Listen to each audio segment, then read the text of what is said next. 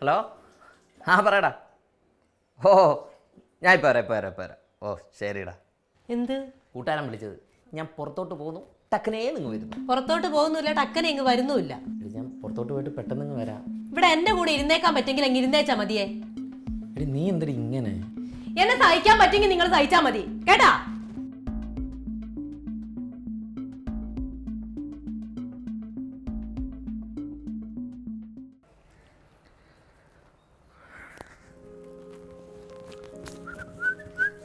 എന്താണ് നിന്നെ ഇപ്പൊ പുറത്തോടൊന്നും കാണാനില്ല?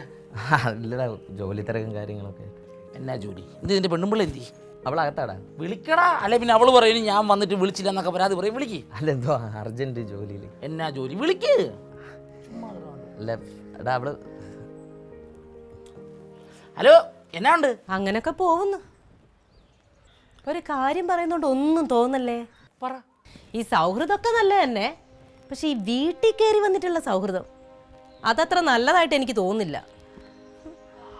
ഇനിയിപ്പോൾ എൻ്റെ വായിൽ തന്നെ ഇറങ്ങി പോകുന്നു പറയിപ്പിക്കാണ്ട് ഒന്ന് പോയി തരൂ. കുഴപ്പമില്ല, സോറി.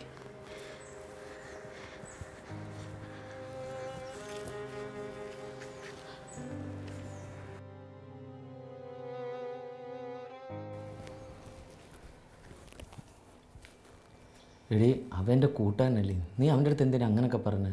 പറയാനുള്ള ഞാൻ ആരെ മുഖത്ത് നോക്കിയാലും പറയും. ആ ഹലോ, ആ അമ്മ, ആ വരാം. ആ ശരി അമ്മ, ശരി.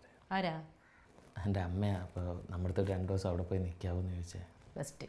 നീ അവിടെ ചെന്നിട്ട് വേണം ആ തള്ളയ്ക്ക് എൻ്റെ കുറ്റങ്ങൾ നിങ്ങളടുത്ത് വന്ന് പറയാല്ലേ. അല്ലെങ്കിൽ ആ തള്ളയ്ക്ക് ഇത്തിരി അഹങ്കാരം കൂടുതലാ. നിർത്തണി. കുറേ നാളായി നീ തുടങ്ങിയിട്ട് അത് ചെയ്യരുത് ഇത് ചെയ്യരുത് പുറത്തോട്ട് പോകരുത്. കേട്ടിട്ട് മടുത്ത് ഞാൻ. ഇതിനി മുന്നോട്ട് കൊണ്ടുപോകാൻ പറ്റുമെന്ന് എനിക്ക് തോന്നുന്നില്ല.